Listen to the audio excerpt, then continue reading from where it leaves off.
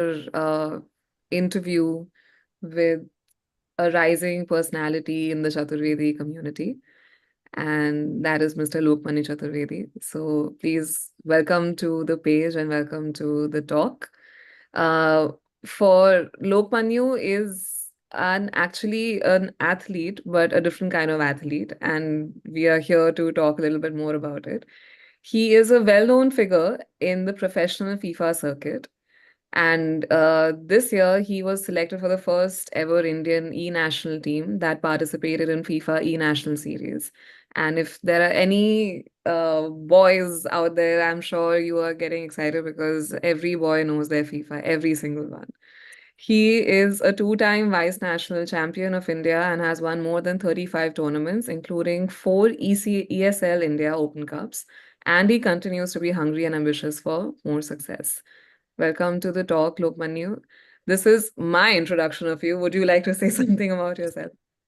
Well, thank you so much. Good evening, everyone. Thank you so much, Rishti, for that warm welcome. I think it's a pleasure to be here finally on the Chaturvedi community where we are actually from. And I've actually never done this before. I've been part of interviews in the past, but it's never been for our own people. And I think we were just talking about this before the stream started that when I meet people in the community, they don't actually know what I'm doing. And when I tell them, it's obviously comes as a surprise because it's a very niche field compared to what I mean how sports was basically 30, 40 years ago. And I think we've come a very long way according to that. So I mean, just to tell everyone watching, I was the coach and the fourth player for the national team back in 2022. I'm still part of the national team, but depends upon the tournaments how the players are selected. So of course, it's an honor for me, and that's of course been my biggest achievement. I've also played in the national league and finished fourth with a very renowned club, Kerala Blasters, which of course is a huge, huge club in the south part of India as well. So yeah, I've had the opportunity to represent India at the highest stage in Denmark 2 years ago, and then went to Sweden last year as well. To this was just like a personal representation, not the national team. But yes, it was very nice to see esports on the rise and players from India, me alongside a lot of other players now who are making a name for themselves in the world of esports. For all the people who do not know about this, what exactly are esports? Right. What? So yeah, so basically, esports is like professional gaming. So when you're just playing in front of your uh, PlayStation or on your phone or on your system, your PC, you're just playing that for fun, just to unwind yourself and take breaks from work or studies, whatever that you do. Most of the kids have done that. I have personally done that. But when you play competitively in tournaments for prize monies or for a bigger incentive than just gaming casually with your friends, that's when it's esports. And esports, of course, when you use that word, is like an organized tournament compared to when you're just playing with your friends. For example, you could be at home, could be anywhere online also. You're just gaming. And different examples of gaming is like different titles like Call of Duty, PUBG, which is known as BGMI now, very popular amongst all the kids these days. Like I've seen it's come to a point where I take Uber autos and I see auto wala bhaiyas playing PUBG also. So it's been like a sensation. It's just like new Netflix series coming up and everyone's watching OTT platforms basically. So a lot of people have like fans of esports athletes now as well.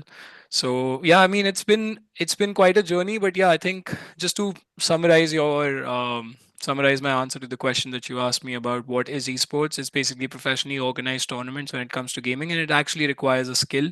There's actually a national team in place. There's actually a national league in place. Different tournaments happening by the developers, game developers themselves, which are officially recognized by federations all across the world. India is heavily into esports. Modi ji himself said that gaming is a big sector when he announced that AVGC plan for audiovisual gaming and everything. So I think it's a huge, and I've actually sat on panels and spoken about it. So yeah, it's a moment of pride for me to represent India at the highest stage, but still find it kind of difficult to make people understand what I actually do. I get that. So you mentioned that you need a lot of skills for this sport. What are the different kind of skills that are involved in this? Right, of course. So everything is mostly mental, like how you need. physical strength in real sports. You need a lot of mental strength in esports. That high hand-eye coordination, how to develop a muscle memory of how to be able to, play. So I think just as an example, because my setup's right here. So if this is like a controller in front of me, so I have to like play a certain way, press the buttons at the same time to be able to move. Like I'm holding it the other way, but you usually hold it like this. So it's an actual skill. When someone just says that he's just playing a video game, what they're not realizing is like years of practice that goes into understanding the game and playing it at the highest level. Because when you just play with your friends, it's okay. You lost a game, doesn't matter. If you're playing but उसने मेरे को मार दिया, उसने कर दिया, game खत्म हो गई, all of that, all those things are different than when you play actually for a huge sum of prize money, or like to represent your nation at the highest level. So yeah, I think a lot of different skills are involved, but mostly mentality is everything. You have to be very strong-willed, have to be very focused. You have to do a lot of exercises which focus on your concentration levels as well. So it's basically, think of it as a different version of chess, basically. What kind of exercises? I mean, there are various kind of exercises. So what you do is like, there's something my father also taught me, that you keep some water in your mouth, and then you just like blink. It's like some scientific reason behind it. I mean, that's like a very what do you call, very desi way, very old fashioned way of having better eye coordination. But when it comes to like scientific exercises, basically there are finger exercises that you do, which are very important, so that it doesn't hurt you when you're playing for 8, 9, 10 hours. Then you Oh, have to be focused that way. Then a lot of exercise when you just have to look away for like few seconds and then focus again. So all these things are taught at the highest level for sure, but depends upon how many people actually do it. The more you get older, the more you need it, because when you're a kid, your reflexes are very good, and you don't possibly need that when you're 15, 16 that much as you would probably need it later on in life. It's the same thing when you're working on a computer for years, and right. eventually when you're 40, you have to, doctor tells you, do this, look away, take breaks after 15 minutes. So those are also very important, uh, in terms of like focusing. Yeah. Mm. So, like, I think if any of the youngsters, when they are watching this, they might get this question, like, most of the times when people are playing video games, most of the mummies, they come and they say कि क्या time waste कर रहे हो तुम, ये क्या कर रहे हो यहाँ पे, पढ़ाई कर लो, ये कर लो, वो कर लो, एंड ये तो मतलब फिजूल के काम है. So did you, what were your parents' reactions when you were doing this, when you told them that you want to pursue a career in this, and what did they do? What was their reaction? I mean, I'll be very honest with you. Ever since school, because I was quite an introvert in school, honestly, I had just very limited friends, and I was really unfit. In contrast to how I am now, I'm a big fitness freak, and I just can't do without gym and football. But back in school, I was just someone who used to sit and play video games. At the time, I wasn't realizing that's unhealthy for me, because there's a clear difference in playing for recreation and trying to be a professional compared to just sitting for hours and hours doing.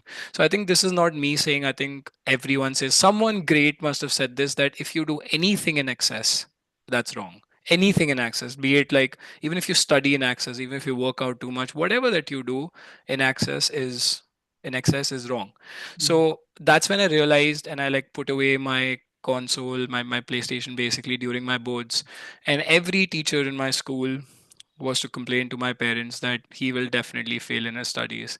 For 3 months, I kept everything away, and I got 92% in boards. Went to Venki, one of the top colleges in Delhi University, played football for Delhi in real life, and I was able to like get almost distinction in college as well. I got like 70% at the end of my final year. So I did all of this with a balance, and that balance came to me very later on, which is why I tell anyone who's watching this or listening to anyone that I've spoken to before, if you're a student right now, do not shift that balance completely on one side. Have everything going on for you. Don't quit your studies, don't quit your job.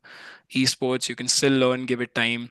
It's just that you have to make a compromise on your social life. Maybe just don't go out everywhere. Don't waste your time scrolling Instagram reels. I mean, it's rather put that time into things that really matter, which could be your passion, anything, not if just not gaming, then whatever that you like to do.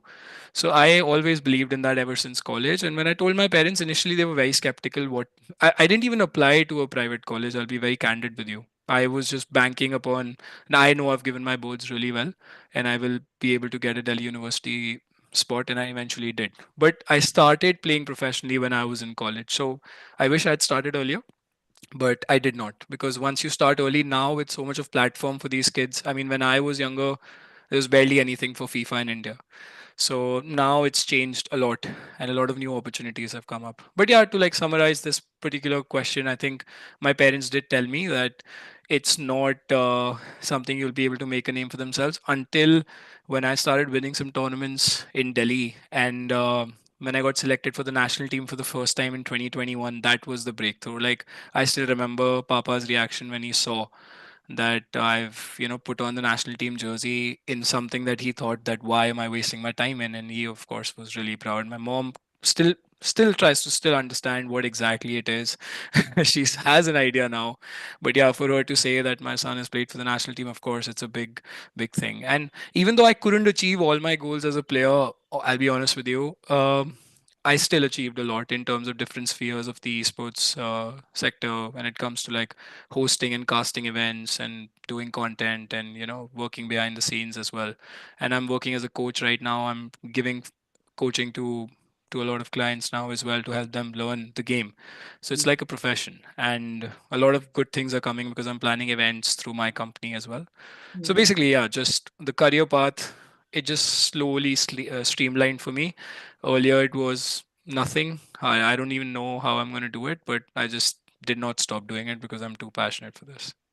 How do your parents describe your job to your uncles and aunties who come over for dinner and chai? I mean, it's tough for them, honestly. My mom still struggles a lot. She's confused what to exactly say. They asked my nanny also, "What is your grandson doing?" And she's like, blank.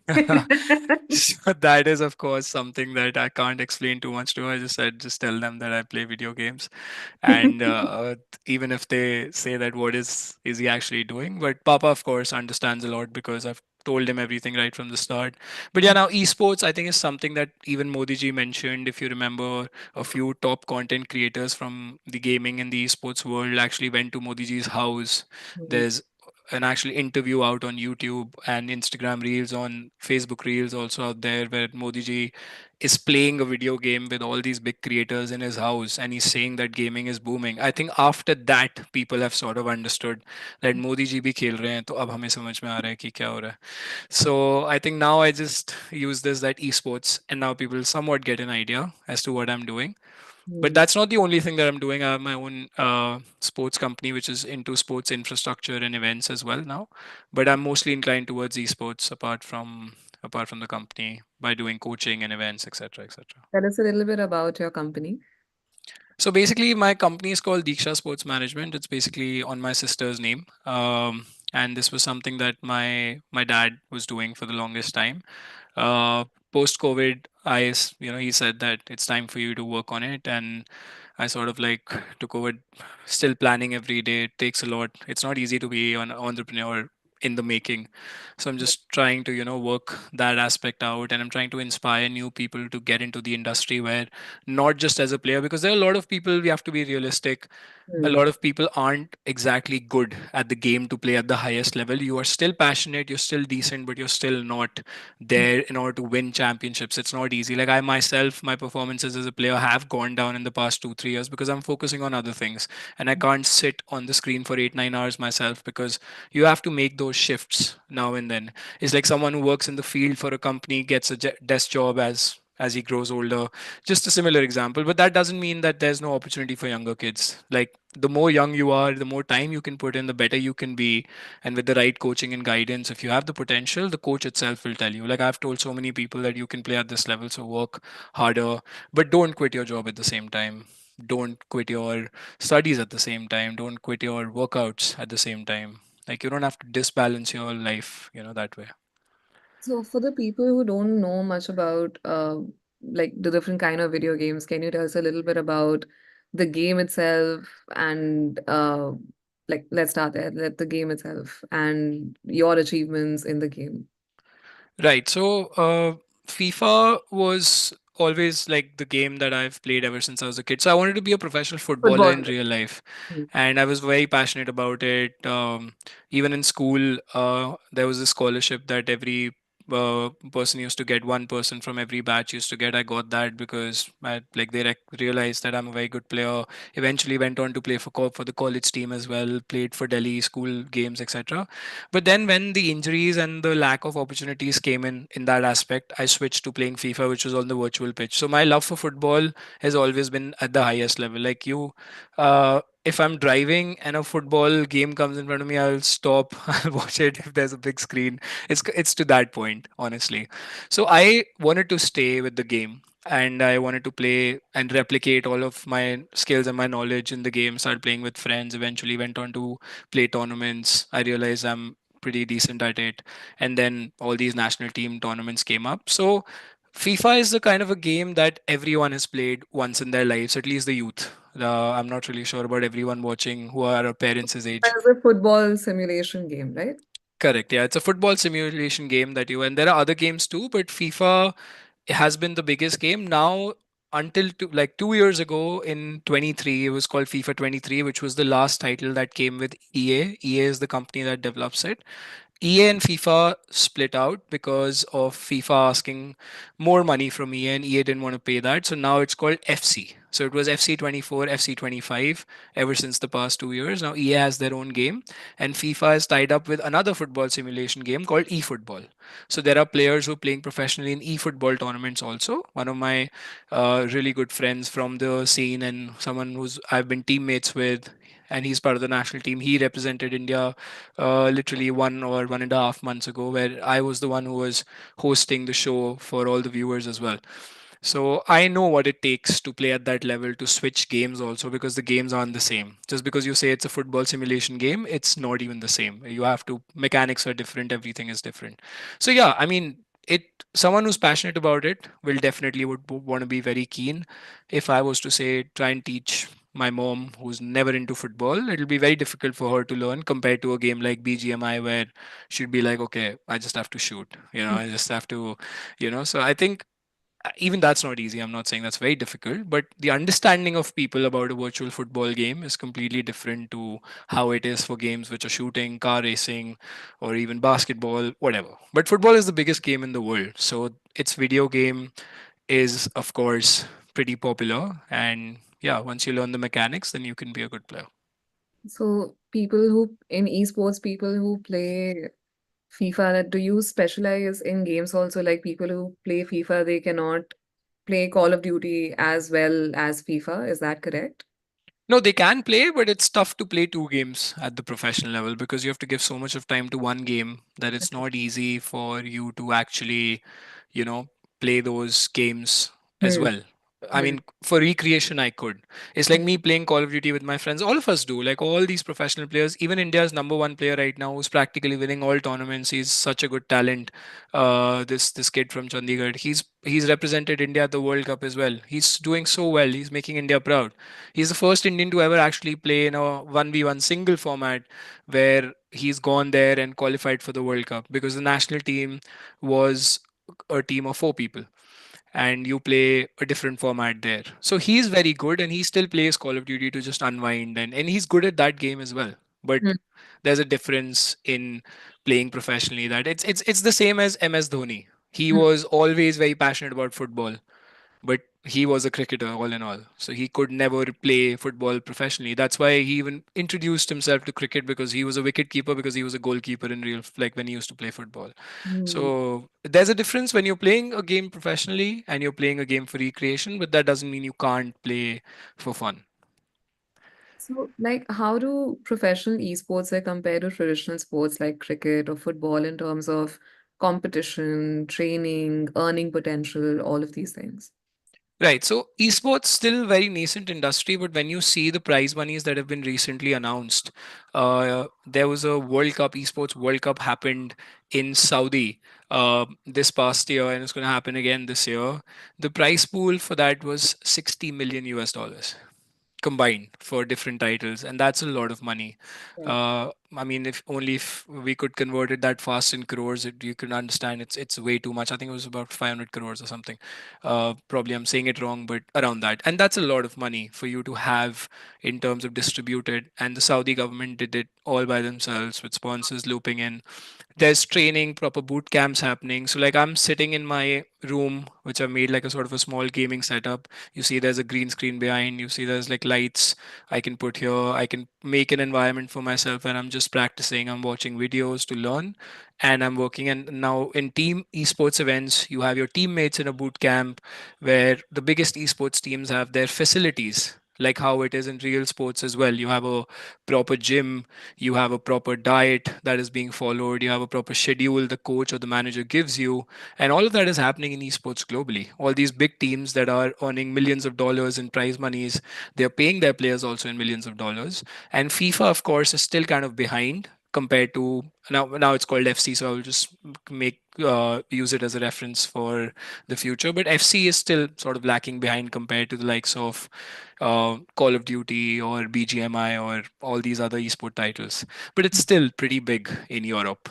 Hmm. So I think there's massive potential with teams signing players, and esports jobs are incredibly, you know, what's the word I would say, very something very attractive because you're getting opportunities in production if you're coming from the journalism background. I've worked as a host and a caster for events where I'm not camera shy at all. Like I always felt that once I get onto the stage, I'll be fine with it because that's something that came out of me being a player, and I love casting on games. So it's like a comment, like how you have all these casters for cricket games, you call them commentators, right? So they're all there. So I think that's something that attracts me a lot as well. So different job opportunities are there in esports. If someone is coming from a different background also, if they're very keen on it, they can become a esports journalist, they can work for teams as managers, they can work as content, social media. That's pretty big nowadays. So I think all these opportunities apart from being a player, so it's a whole ecosystem. That's amazing. That's Mm. amazing. Um, uh, what kind of different tournaments exist for FIFA or FC, and how do players qualify for them? Right. So I think that's still a challenge for Indians, but I'll just try and tell you. So India wasn't even eligible until 4 years ago to Hmm. officially compete, and that's why I feel very kind of sad about because I was losing out on my prime age at the time because I was 24 when I was selected for the national team, and this is 4 years ago. I'm 28 now, so it's still very tough for me to play these tournaments at the highest level because now I have played so much, I've represented the country, I've worked events. Now I want to create events, I want to make business out of it, right? So you eventually evolve throughout the process. But different tournaments, now there are tournaments which are officially released by EA where the whole world is categorized into different regions. So for example, Europe West, Europe East, Latin America, South America. Then you've got Africa is one region. So India comes in the South Asia region, and there's North Asia where you've got Japan and Hong Kong and all those countries. India consists of like South Asia consists of India, Singapore, Malaysia, Thailand, Vietnam, all these Indonesia, all these countries.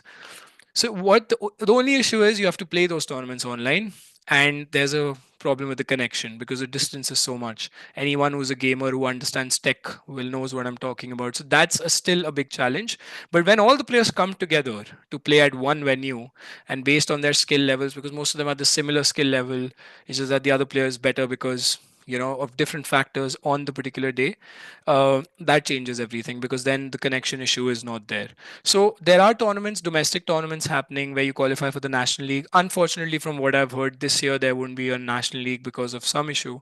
But the last 3 years, there's been a proper national league where players get signed to real life football clubs as part of their esports team for that particular. So I've represented Kerala Blasters for 2 years, and it was one of the best moments when I played in the first season. I was retained by them. Then another player changed, and then we played in the tournament, finished in the top four in the second season.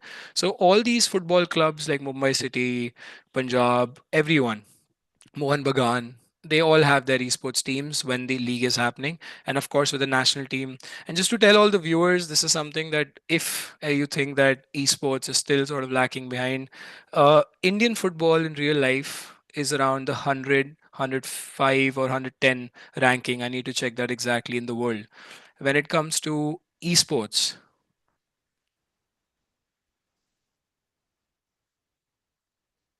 Yeah, I'm here. thought I lost you. Okay, no worries. There's some So when it comes to esports, I was lucky enough to be a part of this incredibly talented players. We finished sixth in the world rankings for FIFA, officially on the FIFA rankings, and which, of course, did come as a surprise to a lot of people that how good the Indian e-national team could be, and that was a very like big moment of pride for me. All these players who were playing, I was the coach. I mean, we felt really good going forward. So if we are achieving feats like these, then there's a lot of scope for all these youngsters coming in. There are, of course, challenges, a lot of challenges, but then it's at the same time the ecosystem is growing, and there are people who are working really hard to grow this ecosystem as well. So going forward, it's a great opportunity basically for youngsters to play all these different tournaments and qualify to the World Cup. It's a proper roadmap, but I don't think so we have that long of a conversation. We'll have to have that, basically not enough time for me to explain everything, but you do get the gist of it. What kind of infrastructure is needed for an esport athlete? So it depends upon title to title. For example, if you're a BGMI player, all you need is like your phone and your connection to be really good. Both your device and the internet connection, of course. Internet is basically every esport title. You have to have it good because you're playing online. Not every tournament is being played in person. When you play in person, you call it a LAN event, LAN, LAN event.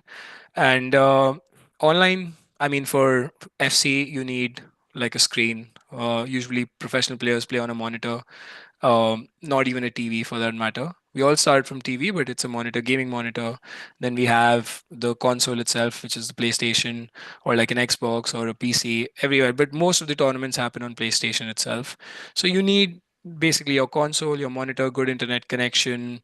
Um, if you have the means for it, just get a nice reclining gaming chair for yourself because you'll be sitting for hours, and it's not as advisable even from young age to sit on those office chairs because it will it can really be harmful to your back and your posture as well. So I think all these things are the basic that you need in order to sit on your setup for long and play.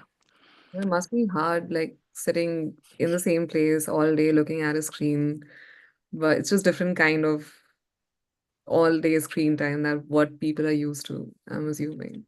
What are the Right, different right. challenges faced by Indian esport players? I'm sure it's knowledge about it is definitely one of them. Not having enough infrastructure is one of them. But what other challenges are there faced by Indian esport players?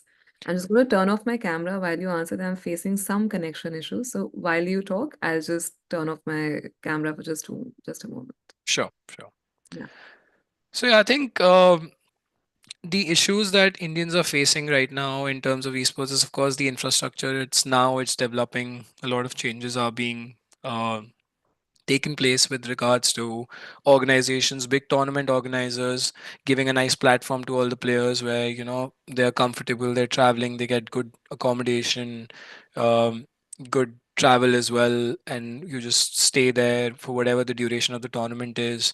You play, and I think, but the issue is that there's still a lack of structure that is there, like a full-time structure where there are a lot of tournaments happening almost on a daily basis, and how you improve as a player. Lack of coaches, lack of basically managers, lack of the funding out of everything is to grow. Because if you want to see someone as a world champion, you have to invest into that particular player if he's talented or she's talented.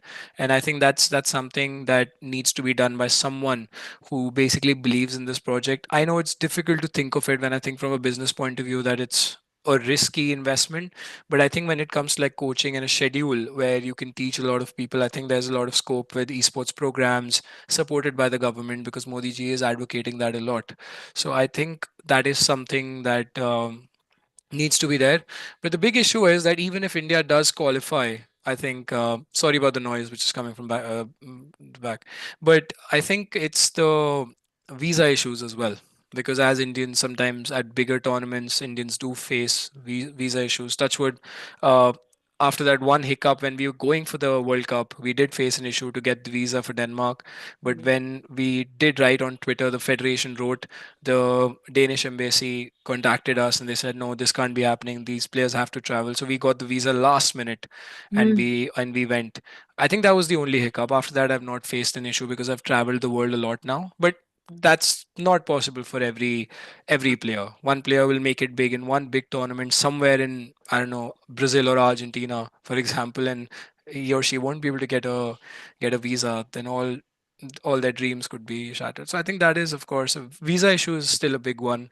But I Mm. think our passport will eventually get stronger. So let's just hope for the best. But I think it takes a lot of resilience to get through all of this, especially as a esport player. So, how important is mental strength and strategy in esports compared to, say, physical sports? It is really indeed. I mean, I think mentality is required for almost everything. I think no matter what you do, even if you're working a desk job, I don't really mean to generalize it that way, but even if you're working, say, in a corporate company or anywhere for that matter, you have to use your how you plan things, how you organize, how you basically work. So I think with esports, it's more about like how do you play your game, how you have a game plan tactically, how do you go about it, you read your opponent's gameplay and you strategize according. You watch videos to learn from the best of the best players in Europe or North America, South America, all these regions which are very good, Middle East, of course. So I think you just watch all of these players, you analyze, you break the game down, you watch like the the highlights of that game, you break it down if you have the means to it. I as a coach do that. You make pointers and you try and implement it in your game. So that's Mm. one way of going about it, which is very important, the strategy. Mentality is very important. You have to believe in yourself. I think that's the case with sports and every walk of life. I Mm. think you have to believe in yourself that you're the best, even if you're not, like statistically, but then you have to just say that you are the best before going into every game, and Mm. that's how you'll be able to win. So there have been a lot of times where I've been not feeling the best mentally, but I've still won tournaments because when I was locked in that zone, I did perform well. A lot of times when I was feeling good otherwise, but I wasn't focused, and then at the end I was, sort of cursing myself that why did I not do well? Well, I've got so much of potential. So mentality is everything. It's mostly the mental game because when you reach that high level, skill is almost the same. It's Mm. like only a 19-20 difference or a 15-20 difference between the players at the highest level, but that mentality gives you the edge in order to succeed and win championships. So, you're also an esport commentator. I wanted to ask what made you transition because you're clearly very passionate about playing the game. But what made you transition to commentary and what does it take to become a successful esport commentator? Somebody who's watching. Right. So I think I used to stream. I started streaming on YouTube and then I moved on to Twitch because I felt I met a lot of people from different parts of the world. So YouTube, Twitch, of course, one of the big, like YouTube is the biggest platform for streaming. Twitch is now, other apps, Router, Loco, all these big apps are coming. Kick is also another app that is coming. So I started streaming and I was confident in front of the camera. I never thought I would be. And with the same camera that I'm using to talk to you, I stream as well. Like I plan on starting that again very soon and be regular with it. But I think that gave me the confidence to just approach FIFA at the time when I did the first event for them, that I will be working as an analyst for one of their tournaments, which was the Middle East and Africa region, as part of the global tournament which was happening for the FIFA E Club World Cup. So just how Club World Cups are happening in the world in real life for football clubs, there used to be a FIFA E Club World Cup as well, apart from the national team as well. So I was one of the analysts, and I love the analysis. Even when I do football, I'm noting down stats. I love doing all of that. So I Mm. did that, and I just like said everything on camera. Did not hesitate much. I was confident. Got a Mm. lot of appreciation for it. Touchwood, and I felt good. I said, okay, why not? And Mm. I started like casting on games, Mm. like who were just two people playing, and I was just talking about it. Did an event with one of the biggest companies, one of the biggest tournament organizers in South Asia as well, called Nordwind Gaming. So I worked directly with them at their caster's desk. And I was Mm. very confident. I didn't hesitate because I've got the knowledge of the game. So I think of as a like to be a good caster, you have to have all the knowledge of the game. So I Mm. was introduced as like professional players here on the desk, and I always used to be that person. I was never the guy who was like hosting.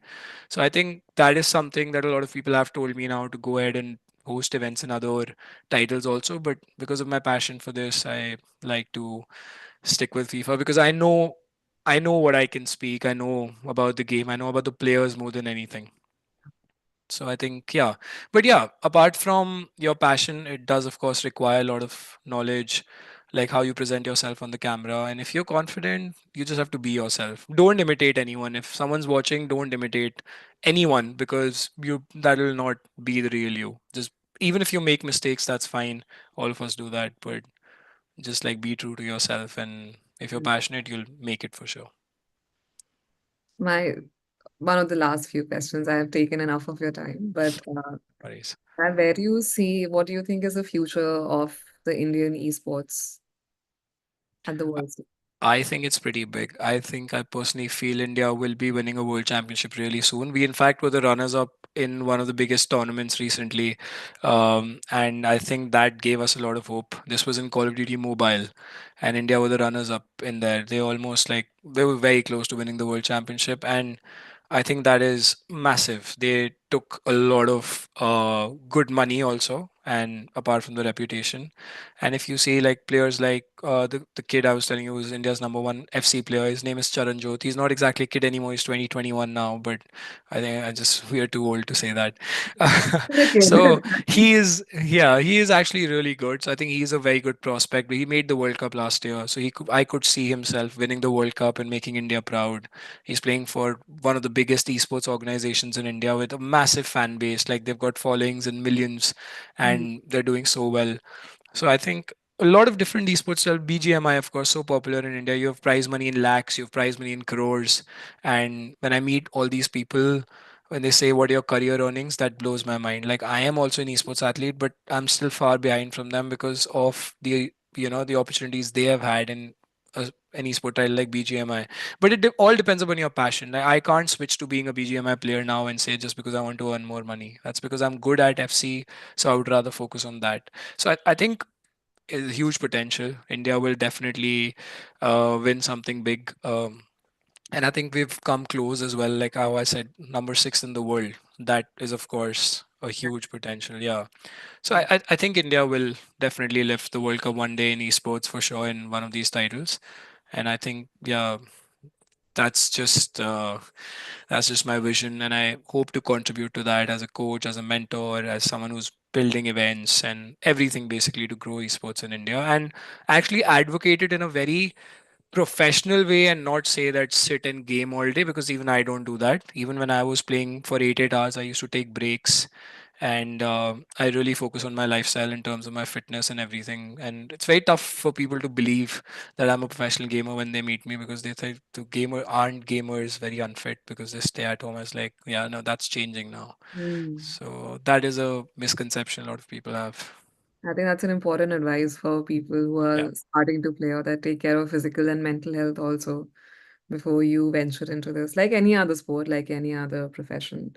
And my absolute last question to you, yes, absolute last question to you. What are the first three things you want to, or like the some of the things you want to tell the parents to of someone who wants to pursue esports? I think the three Not things. easy. Like I don't think it's easy, especially for like our parents. It's not easy to envision a career just by playing video games in their heads is still कि हाँ video game खेलता है कुछ करता है पता नहीं.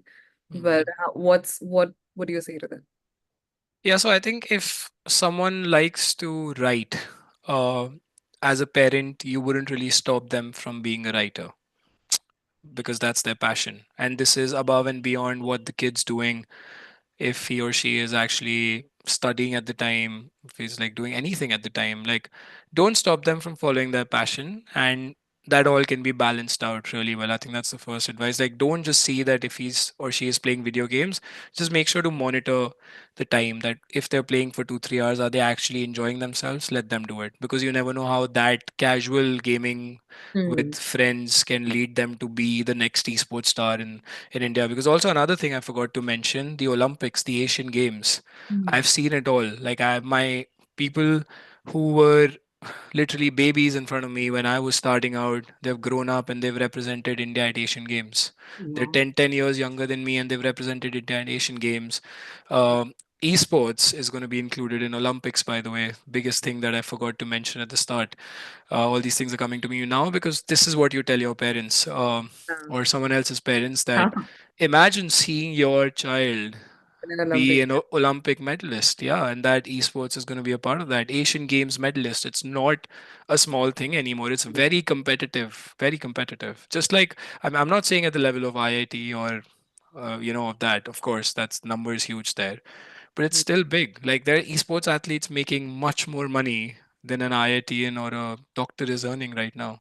They've made more money than they will ever make in their entire lives. And I'm not advocating this based on what I feel because I'm an esports athlete. There are esports athletes figures who've earned money in CR, Mhm. 7, 8 figures now in at the age of 23, 24, 25, Mm. and people can't even earn that money throughout their whole lives no matter what profession they're in. So it's just all about your hard work and how skillful you are and what sort of niche you pick up in esports itself. Like I said, different job opportunities. So you never know how you make it, if not as a player but in any other aspect. So I think, Allied.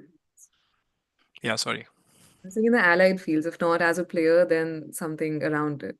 100%, yeah. So I think that's definitely there. Don't stop them from pursuing gaming, because yeah, if they're playing doing nothing else, then of course that's wrong, especially from a younger age, which is why they need mentors, coaches. And I have definitely spoken to a lot of them and they've seen me at events. There's like, how do you do it? And like, our child is literally just sitting and playing all day, can you just talk Yeah. to him or her, whatever. So I think that's something that needs to change. Second, I would say just I think making sure that whatever they're doing has like a plan in the future. So get in touch with people. Like if someone plays BGMI, then they should like ask their children to like contact or find a proper coach or a mentor, not just play if they're serious about it, of course, and not just like shun them down that don't be a gamer, because if they'll anyway do it. Like it's everyone has a phone these days. They'll sit in the washroom and play for hours and hours if they won't come out. I think you can't like just stop them from Yeah. playing. So better to like be honest, let them be honest, and just give them like, okay, you don't not complete your homework, or you not go and play a sport and just sit all day at home and play. Just do everything in balance, Yeah. which is why I personally did. And the third thing I would say it's have an open mind. Like, let them be them is what I feel, because the world's changing. There's social media influencers making so much of money just posting content randomly out of the blue, and you never expected them to make lakhs of rupees by just being influencers or content creators. So why are you stopping someone from actually doing something? Because I'll tell you, I'll end on this note. Uh, it's so much better to have your child be a passionate gamer sitting at home in a good environment, playing and making friends online, rather than going out to all these places they shouldn't be going out and getting involved into all the wrong things that parents are worried about, like going to clubs and That's partying a and winner drinking. answer. That's a Yeah. winner answer, I, I th- think. I think that's why I wanted to end. Like, don't just think of it that, like, see that that child is in front of you. He's not doing anything wrong. He's Mm. actually following his passion, making friends, and not harming their body. If Yeah. unless they're playing for 9, 10 hours, that's when they're harming their eyes, whatever. But at least they're not getting indulged into all the things that are actually harming their body. Because parents are like, go out, have a social life, but on the name of the social life, a lot of kids don't exactly uh, you know, be true to Mm. their parents. So if their passion is sitting at home and playing video games, there's nothing wrong in that. Yeah, I think that's a winner answer. Everyone's going to buy their kids a console right after this. I hope Uh, so. we Yeah. have a question from one of the viewers. His name Okay. is Sanjay Chaturvedi, and he's asking, what esport do you suggest to youngsters? What esport should they pick up? That's the question. I think I think that's a question for the the child who wants to play, honestly, because it depends upon what they like. Do they like shooting game? Do they like like football game to like a basketball game. I mean, the potential esport titles that are doing really well now is, of course, the likes of BGMI, the likes of FC, the likes of Valorant. Valorant again is like a third person game in which you're basically it's a simulation game. You're shooting, you're just like, playing strategically. There are a lot of other games which are strategic games, and League of Legends and all, but that in India is still not at the highest level. But there are a lot of different esports titles, but mainly in India, it's Call of Duty Mobile. Free Fire was also there, but I'm not sure how well they're doing right now. There's BGMI is the main. There's FC, and the reason why I advocate FC so much is because it's a football game. Officially on the game itself, it says 3+. So any kid legally who's 3+ can play that game and not be influenced by gun violence or Yeah. anything, because yeah, that's of course a concern, which is why BGMI got banned, apart from the fact that they had data privacy issues. But they still were worried about someone just, like Mm. their kids are just getting influenced by gun violence. But I don't think so that's the case. Everyone watches Netflix series which has guns and army and action. So Let's not don't give them a nudge to that. yeah, don't put the blame on the game. They're Yeah. all watching it on movies, and Bollywood actors doing all of that, so they're Yeah. influenced anyway. Mm, fair. So I think the message out of this conversation is play football, which is a very clear message. Not really. I mean, that's like if the child is interested. Like I was always a football fan, still am. I always will be. Mm, So even when I'm like 80, 90, whatever years old, so I'll never stop watching football. So I think that all depends upon the passion of what that particular child entering esports feels, or even anyone at that age. Like I've seen 35, 40-year-old parents, like they're every time they get free time with their friends, they all get together at someone's house and they're like taking a break from their family lives and playing video games. Like it's a yeah. very good way to entertain yourself. So anyone who's passionate about it can do it at any age, honestly. That's the beauty of esports, because it's not got related to physicality. Obviously your reflexes slow down as you grow older, but the physical aspect, which is a big aspect in traditional sports, gets taken out. Makes sense. Makes sense. Okay, thank you so much for that. Thank you so much for talking to us. And I'm sure it opened up a lot of minds of anybody who's watching. So thank you so much for introducing us to this concept of esports.